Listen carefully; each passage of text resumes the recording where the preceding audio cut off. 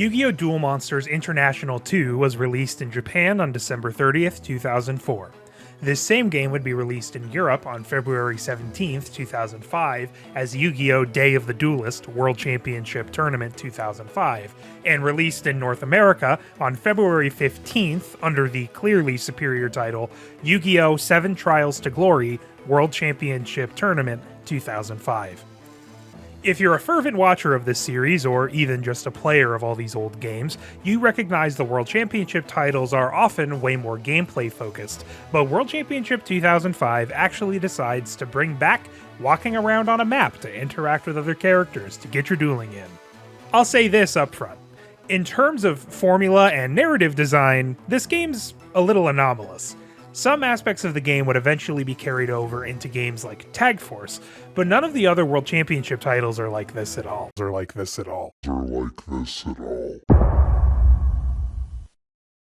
For that reason, I often have fond memories of the unique in-game calendar and character art. But does it hold up to the test of time? Let's find out today.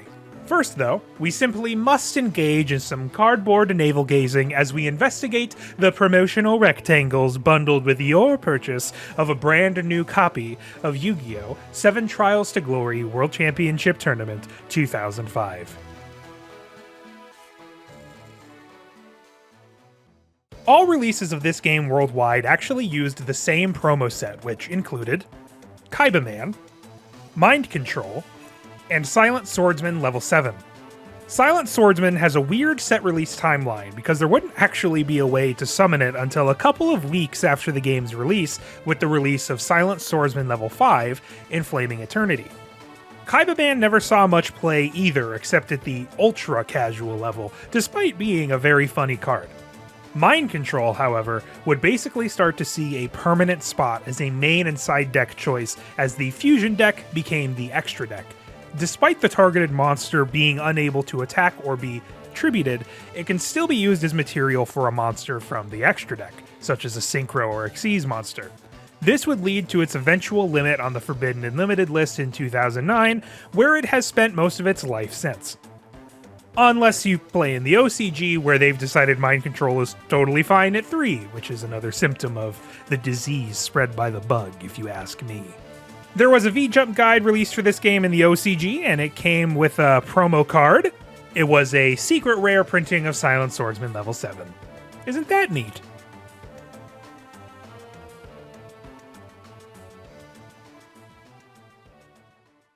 So, this game inspires many reactions in different people, but I am here to let you know that actually, this game rules. Kinda. Not only is this game the closest representation of fan-favorite GOAT format, it also goes fast, all on its own, and I think that is the true achievement. No more holding R for us, folks. This game also gets the cards you actually want to you really quickly, sort of. It doesn't hide more relevant cards behind beating Joey 20 times or whatever, you just have to have certain kinds of cards and win the in-game tournaments. More on that later. Within even the packs available from the start, you can get some major heavy hitters that will greatly improve your strategy. The UI in this game is really, really clean. No moving backgrounds, not even a distractingly bright color, just pure black, like the void of my brain. This may not be the most exciting choice, but it does allow for a very readable board state. Honestly, playing this as a child, I remember how nice the game looked at the time. Obviously, it has aged as more things come out, but I honestly still prefer the single black color over something like Power of Chaos. Or even some games we have yet to cover. Don't worry. They get worse. Opponent AI seems a little dense in some situations, but it is also just very cautious. Very rarely do they attack face-down monsters, seemingly to avoid losing cards, but the AI does this even if it has the field presence to mitigate the loss. That being said, they will flagrantly use Torrential Tribute should they have access to it, or even Magic Jammer, even if the card being destroyed is Magic Jammer, ultimately losing them a card in hand. No matter what trap card you activate, by the way, if the opponent has 7 tools of the Bandit set, they will activate it. I will take this time to simply shrug into the heavens about this. The game has an economy based in what they call DP, or duel points. Not anything else, you weirdos. You earn DP by winning duels, but the amount is not flat, no ma'am. It is based upon your performance in the duel, the kinds of actions you make, the kinds of interactions you have, and even how quickly you finish the duel all affect your final DP reward. There's even special DP awards for achieving one of the alternate win conditions, like having the pieces of Exodia or Destiny board. You spend that DP on card packs to get new cards or to sign up for tournaments. That's the only way to actually use money. The more new cards you get, the more often you win, and bingo, you've discovered the core gameplay loop of the game. There is a wide array of cards available to receive, spanning all the way out to Invasion of Chaos, so yes, this is the first video game in which you would legally be allowed to activate Chaos Emperor Dragon into Yatagarasu, forcing your opponent to basically concede. Of course, that all depends on the weekly ban list. The weekly ban list is a new feature used in the game in the spirit of keeping the formula interesting while participating in tournaments. Also, kind of simulates real life by offering a new Forbidden and Limited list every few months.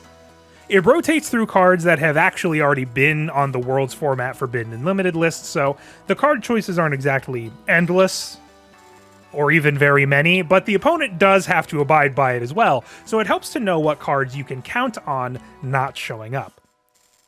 Tournaments are the major feature of the game being offered, so if you come for a premium roleplay experience, you probably aren't going to find it here.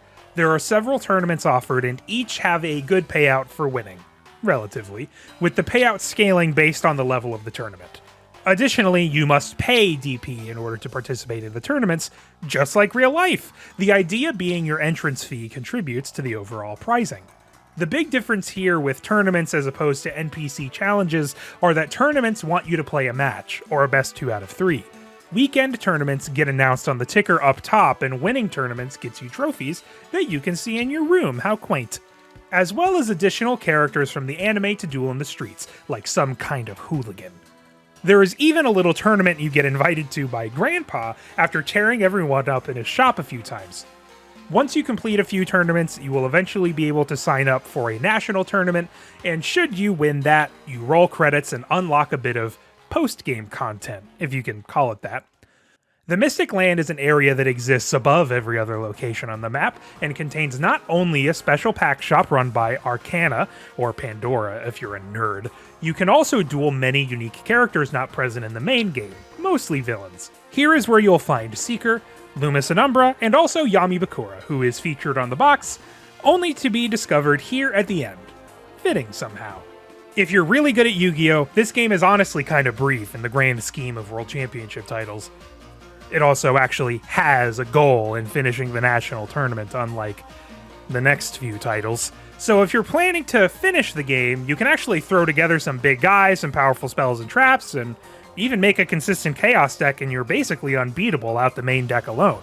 There is the side deck feature to support the tournament matches in this game, as well as an unnecessary amount of main deck slots, but you're only ever going to need the one.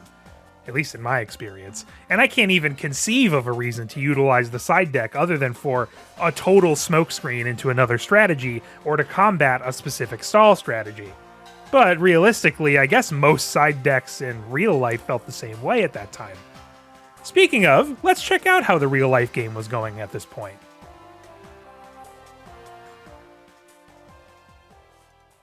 Although this game is named for the World Championship in 2005, that event was actually held in August of the same year, whereas these games came out in late 2004 and early 2005, respectively. The World Championship event in August 2005 took place in Tokyo and featured many notable deck strategies synonymous with the times. Some of the top decks included Good Stuff Chaos, Empty Jar, and the champion played what we would come to know now as GOAT Control. If you're unfamiliar with what that means, it's mostly a good stuff or generically powerful cards that also includes an engine of Scapegoat, Metamorphosis, and Thousand Eyes Restrict. Scapegoat makes level 1 tokens, Metamorphosis converts that level 1 token into a Thousand Eyes Restrict for no cost, and that monster has a fairly high impact on the field. However, in February in 2005, the TCG had finally unified its core product releases with Japan. They would no longer mash packs together to create a new hybrid product, opting instead to get the very same product but at a delay in time. The first core expansion of this new philosophy had been released at this point under the name Soul of the Duelist, with Flaming Eternity just around the corner. By this time, Chaos had a real chokehold on the format. Nothing else really could put up with the synergy, banishing one light and one dark monster to clean the board, attack twice, or banish cards without even committing to a normal summon. You did have some close contenders, however, in the form of Empty Jar or other Floodgate strategies. Empty Jar, which would end up taking second place at the 2005 event, aims to empty your opponent's deck, abusing the effects of Cyber and Morphing Jar, respectively. Although technically, this game is missing some core pieces of GOAT, it is the closest a World Championship title will come to simulating it, so I figured I'd mention it here. For a long time, this was far and away the most popular alternative fan format. The format is so solved at this point due to how often it is played that there is not as much innovation in deck design. Personally, I don't get a lot out of Metamorphosis Tribute GOAT token for Thousand Eyes Restrict, but that's just me. Let me know if you're a fan of GOATs down below if you like.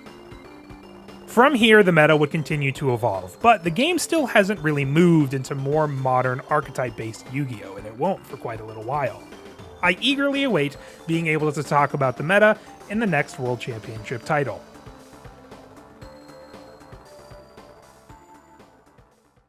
Seven Trials to Glory is sort of a trick. It has a subtitle like a game with a story, but there really isn't one.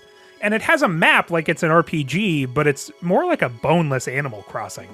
And yet, this game is a good representation of an era that many people look back on fondly.